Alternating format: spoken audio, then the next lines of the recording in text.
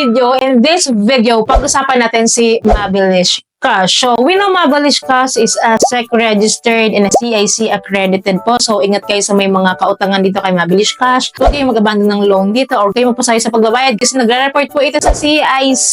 Kaya ingat kayo. Anyways, lagi ko naman po sinishare sa inyo yung nagiging journey ko talaga since the beginning. Nag-share ako sa inyo ng journey ko dito sa aking Mabilis Cash, which is talagang ang bilis mag-apply, easy application, wala siyang hinihingi ng approve of billing ba yan, approve of income ba yan. So, nanghingi lang siya of course ng ating ID self-verification, which is usual sa loan app. Of course, yung ating mobile number, hinihingi niya rin, ano. So, sa experience ko kay Mabilis Cash, nakapag-loan po ako dito na first offer niya sa akin is 3,000 pesos. And then, yun nga, kinuha ko yun, niloan ko yun, and then, nung nabayaran ko siya after 3 months or 2 months to pay ko lang ata siyang binayaran. Then, kasi per term kasi si Mabilis Cash, diba? 15 days per term, sarang ganun yun siya. 2 months to pay ata yun. So, yun yung pagkakaalala ko. So, yun nga po, nung na-paid ko na po siya, na-paid ko na siya, na-fully paid ko na siya, meron siyang offer sa akin na 14,000 pesos. Imagine, from 3,000 pesos, naging 14,000 pesos yung offer niya sa akin. Then, of course, yes, pala utang tayo, no? Pero, iisipin pa rin natin, kailangan ba natin tong offer na to or for the review lang, yung ganon. Hindi naman ako ganon to the point, no? So, kapag talagang ginalab ko siya, ibig sabihin, kailangan ko siya or may panggagamitan ako. So, that time, wala talaga akong paggagamitan sa pera na yun, 14,000 pesos. Kasi, of course, may interest rate siya. And wala na kasi akong pa-coupon that time. Wala na siya lang interest discount. So, we know Mabilis Cash, ang ranges ng interest rate niya is nasa 9%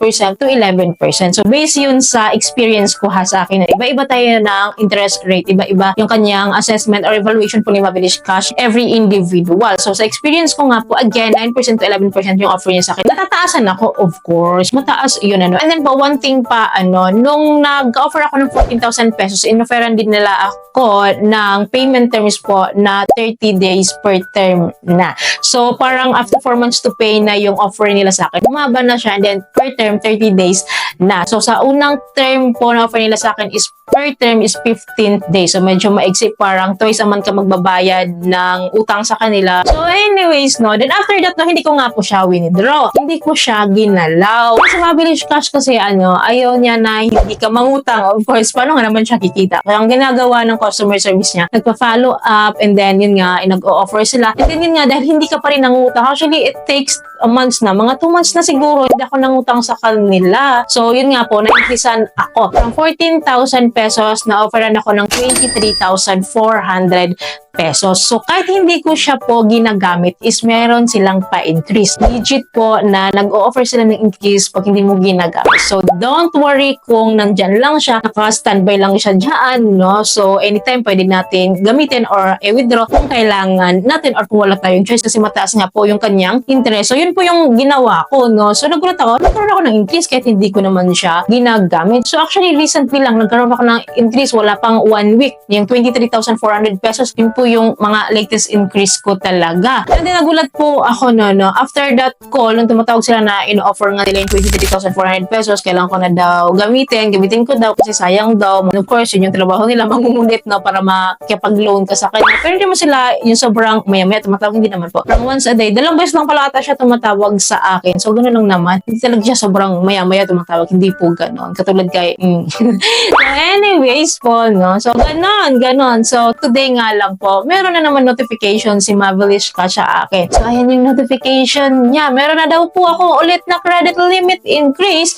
which is from 23,400 pesos naging 28,100 pesos. Actually, malaking amount siya. Malaking amount na tong offer po ni Mabilis Cash sa akin. Of course, dali-dali tinignan ko kaagad kung nagka-offer ba talaga ako. Inopen ko agad yung app. And then nakita ko nga po, may pa-surprise na naman sila na nagkaroon nga daw po ako ng credit limit. Of course, in-update ko yung account ko. Delete ko po yung update. Then after that po, pumunta ako sa dashboard. And legit ka po.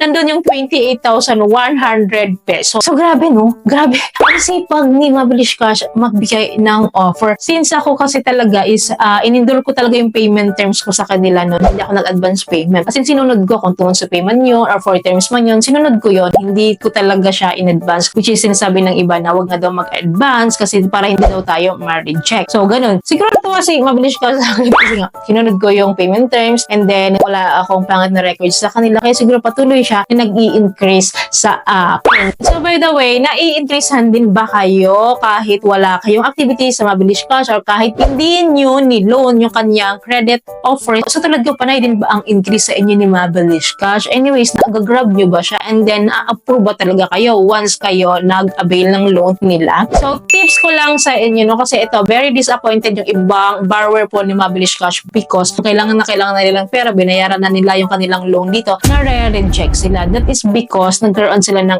advance payment po. Tulad nga po ng sinabi ko po sa inyo kanina noon na huwag nyong gawing mag-advance payment para lang ma-increasean kayo agad-agad. So, there are cases na nag-advance payment ka and then nakita mo nag-increase. So, siyempre sasabihin mo, hindi totoo yung sinasabi ko na huwag mag-advance payment. O sige, si Mabilis Cash nag-a-allow ng ganyan. Pero yung long term niya, in the long run, mare-reject ka talaga. Maliligwak yung account mo dito pag ganun at ganun yung activity mo. So, pag natsyempuhan ka ni Mabilis Cash na ganun yung activity mo, na-evaluate ka, maliligwak at maliligwak ka. Kaya nga sinasabi nyo, ang taas na sana ng offer ko kay Mabilis Cash kung kailan umabot na ako sa 45,000 pesos na reject niya ako. Hindi na maaasahan si Mabilis Cash. Yun nga po yung sinasabi ko sa inyo. Dapat kasi po yung routine natin dito, yung payment behavior natin dito sa mga loan apps, kahit naman sa ibang loan apps, ganun din eh. Ayaw talaga nila na nag-a-advance or maagang-maaga ka, one-time payment ka para lang ma-increasean ka. Kasi wala nga naman silang record sa atin, wala silang payment record sa atin kung anong klaseng borrower tayo, good payer ba tayo, tuwing kailan ba talaga tayo nagbabayad sa kanila, lagi ba tayong delay, yung mga ganun po. Kailangan kasi nila yon for their assessment and evaluation sa atin. So, I commend naman nun na talagang fast increase, sobrang fast increase itong si Mabilis Cash kahit di siya ginagamit. Kasi usually no, sa mga nagpapautang, online loan services or OLA or mga loan apps po, no, usually po, kapag may offer ka po sa kanila, i-grab mo yon bago ka ma-increasean. So, just like me sa S-Loan, kung matagal ko na siyang hindi ginamit o hindi ginagamit, hindi rin talaga siya mag-i-increase dahil. So, patigasan din, no, hindi ako mag-i-increase pag hindi mo ko ginagamit.